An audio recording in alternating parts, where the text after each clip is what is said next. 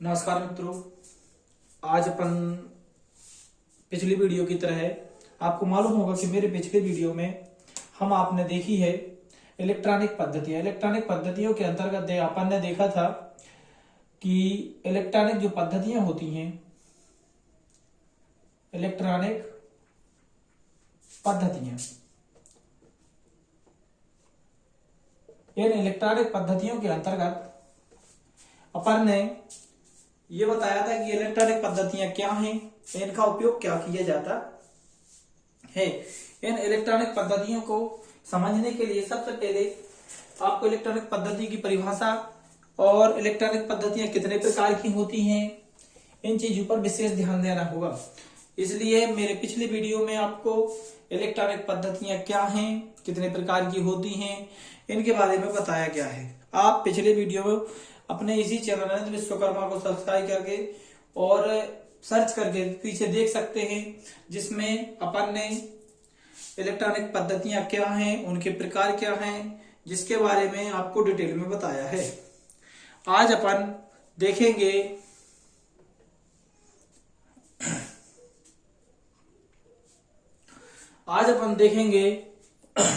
आज का मुख्य बिंदु रहेगा अपना द्विआधारी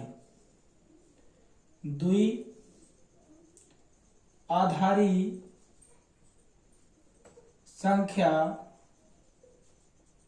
पद्धति। ये भी इलेक्ट्रॉनिक पद्धति का एक प्रकार है। इलेक्ट्रॉनिक पद्धतियां दो प्रकार की होती हैं। कौन कौन? पहली होती है दशमिक संख्या पद्धति, दूसरी होती है द्विआधारी संख्या पद्धति। दशमिक संख्या पद्धति अपने पिछले वीडियो में दशमिक संख्या पद्धति को अच्छे से देख चुके हैं, समझ चुके हैं।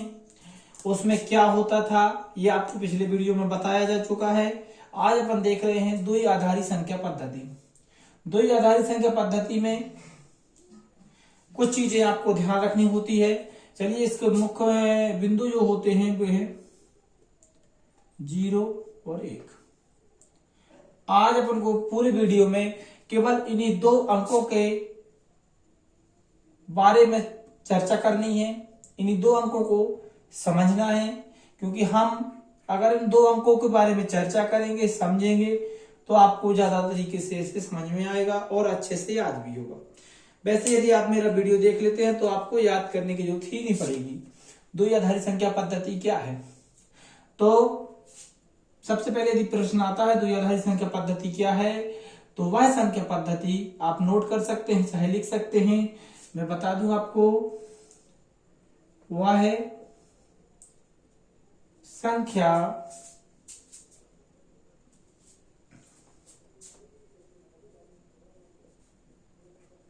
पद्धति जिसमें कौन कौन सी संख्याएं हैं? 0 और 1। वह संख्या पद्धति जिसमें दो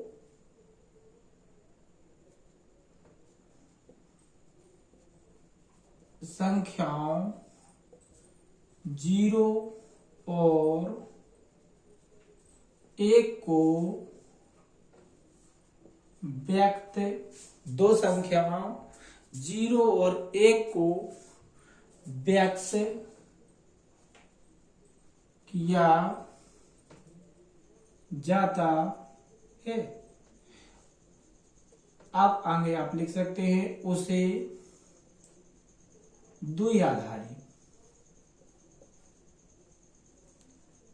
संख्या पद्धति कहते हैं। अपन ने चर्चा कर ली है द्विआधारी संख्या पद्धति क्या है। तो आपको बताया द्विआधारी संख्या पद्धति वह पद्धति है जिसमें दो अंक मतलब 0 और 1 संख्याओं का प्रयोग किया जाता है। अगर इस पद्धति में और चर्चा करें तो नोट रहेगा, यदि आप ध्यान रखें, इसको समझें। 0 और 1 को अलग अलग पकड़ते हैं। 0 पर इसको अलग ले लें, 1 अलग ले लें। 0 में 2 लाइन बना लें, 1 में भी 2 लाइन बना लें। 0 में आप लिखें लो, LOW, और इसमें लिख दें ऑन। ठीक है ना? इसमें लिख दें ये लो रहेगा, तो ये क्या रहेगा आपका हाई। पहला बिंदु क्या रहेगा इसका लो, तो इसका इस साइड वाला बिंदु क्या रहेगा हाई। अब इसका सेकंड बिंदु रहेगा आपका ऑन, तो इसका सेकंड बिंदु रहेगा ऑफ। याद रखें जो आपकी संख्या पद्धति होती है 0 और 1 को बिट भी कहा जाता है। बिट क्या बोला जाता है 0 और 1 को बिट। तो क्या क्या चीजें अपन को ध्यान में रखना, 0 में ऑन भी आता है और लो आता है, और नहीं लो ये रहेगा ऑन आपका, सॉरी ध्यान रखें थोड़ी सा मिस्टेक हो गया, इसको सुधार ले। ऑन रहेगा इसमें और ऑफ रहेगा इसमें। लो वाले में ऑफ रखना है आपको और हाई वाले में ऑन रखना है आपको। ये विशेष ध्यान रखना है, यदि आपको भूल गया तो आप आगे चल के उसी प्रकार से लिखेंगे। ऑन और हाई साथ में रहना है, लो और ऑफ साथ में रहना है। 0 और 1 को बिट बोला जाता है। कहीं कहीं आ जाता है बिट क्या है, तो द्विआधारी संख्या में प्रयुक्त होने वाले अंक 0 और 1 को ही बिट कहते हैं। अब आगे चलते हैं वीडियो के और देखते हैं आखिर क्या है। इतना तो आपको समझ में आ गया बिट क्या है 0 और 1, जी 0 क्या है लो और ऑफ, 1 क्या है हाई और ऑन। जहां जरूरत पड़ेगी उसके बता दिया जाएगा इनका उपयोग कहाँ होना है। चलिए देखते हैं थोड़ी सा और इस वीडियो को आगे जाते हुए आखिर इनका प्रयोग क्या है देखते हैं। थोड़ी सा और अपने पास जगह है तो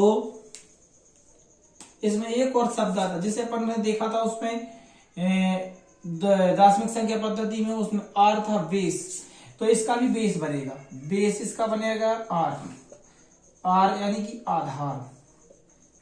तो हर संख्या पद्धति का कुछ ना कुछ आधार होता है, तो इसमें भी अपन आर ले ले आधार। अंक कितने हैं अपने इसमें 2, तो आर भी अपना कितना बन गया आधार 2। और दार्शनिक संख्या पद्धति में अंक कितने होते थे आपके 10, तो आर भी क्या बन जाता था आपका 10। चलिए आधार इसका क्या बन गया आपका 2।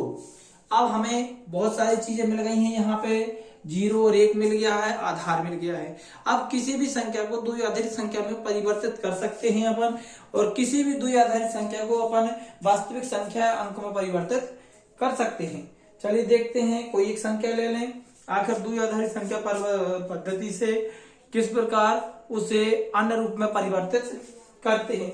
इसका द्विआधारी से दार्शनिक में और दार्शनिक से द्विआधारी संख्या पद्धति या पूर्णांकों को अपन संख्या पद्धति में बदल सकते हैं। जैसे कोई हम एक एग्जाम्पल आपको बता ताकि आपको समझ में अच्छे से आए। देखते हैं,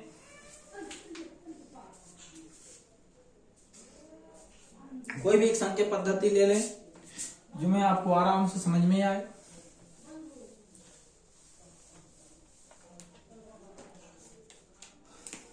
एग्जाम्पल, यदि अपन एग्जाम्पल को लेके चलते हैं तो आपको ज्यादा समझ में आए। चलिए एक एग्जाम्पल ले लिया हमने 101, ये आपके बोर्ड पर लिखा हुआ है 101।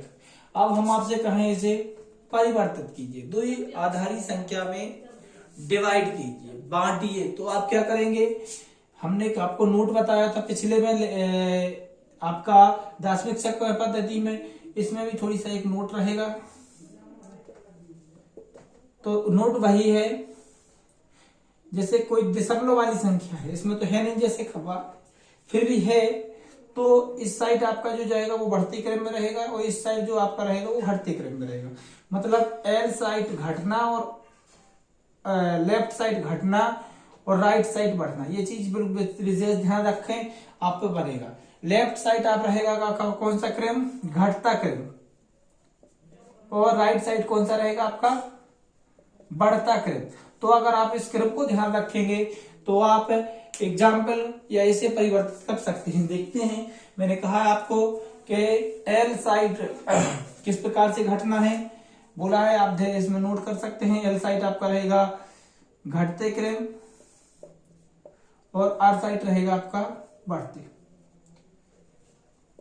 देखते हैं, जैसे संख्या कितनी है पहले तो आप नोट कर ले। संख्या है अपने पास 3, ये आप लिखने की जरूरत नहीं है, आपको ध्यान रखना है। ध्यान रखने की भी जरूरत नहीं है, आपको बोर्ड पे दिखी हुई है, जो आपको संख्या दी जाएगी एग्जाम पे पूछी जाएगी वो आपके सामने स्पष्ट रहेगी। तो संख्या कितनी है अपनी 3। वैसे भी आपको बता दिया गया है, टोटल संख्या है आपके पास 3। तो देखते हैं, सबसे पहले क्या है 1, आप 1 लिखे। इसके बाद आप ये ध्यान रखें, जिस संख्या को आप ले रहे हैं उसको काउंट नहीं करेंगे, उसको छोड़ के ही काउंट करेंगे। तो 1 आपका यहां लिखे गया है, तो काउंटिंग करने के लिए इसकी संख्या बची मेरे पास 2। 1 गुणे 2, 2 क्या है, ये आपका आर है, बेस। ये 2 क्या है आपका आर है, आधार। ये दोनों की 2 काउंटिंग होती है, ये आधार है। अब आधार क्या बनेगा आपका, घात चढ़ाएगा। तो आधार पे यदि अपन घात चढ़ाते हैं, चलिए घात देखते हैं कितने की रहेगी, कितनी संख्या बची है अपने पास, आपको बता दे रहे 2, तो 2 के ऊपर 2 की घात प्लस। इसके बाद क्या है आपका 0, तो 0 गुणे फिर 2, देखो ये 2 यहाँ भी गुणांक बना, 2 यहाँ भी, ये आधार है, गुणा कर रहा है हर बार। अब इसके बाद कितने अंक बचे, 2 के बाद घटते क्रम में चल रहा है, मैं पहले बोल चुका हूँ लेफ्ट से शुरुआत कर रहे हैं क्योंकि दशमलव है नहीं मान लिया यहाँ, तो इसके साइड रहेगा लेफ्ट, तो ये घटते हुए काम करेगा। तो 2 के बाद आ जाएगी घात 1 की, फिर इसके बाद प्लस का चिन्ह, और अब अपने पास ये 1 हो गया, ये 0 हो गया, अब ये 1 बचा, ये से 1 को लेंगे, गुणांक बनेंगे। गुणांक ध्यान रखें, गुणांक कहीं नहीं बदलेगा, गुणांक जो आपका रहेगा वही रहेगा। घात घट जाएगी, 2, 1 और 0। ये आपका इस संख्या पद्धति का आवंटन हो गया। इस तरह से आप प्रत्येक संख्या पद्धति को पढ़ सकते हैं, हल कर सकते हैं। धन्यवाद मित्रों, मेरे अगले वीडियो में आप जरूर जुड़िए। मैं आपको अगले वीडियो में दार्शनिक संख्या पद्धति से द्वि आधारित संख्या पद्धति और द्वि आधारित संख्या पद्धति से दार्शनिक संख्या पद्धति में परिवर्तन कैसे करते हैं, कैसे बनाते हैं, और पूर्णांकों का द्वि आधारित संख्या पद्धति में कैसे डिवाइडेशन करते हैं, इस पर चर्चा करेंगे। धन्यवाद मित्रों।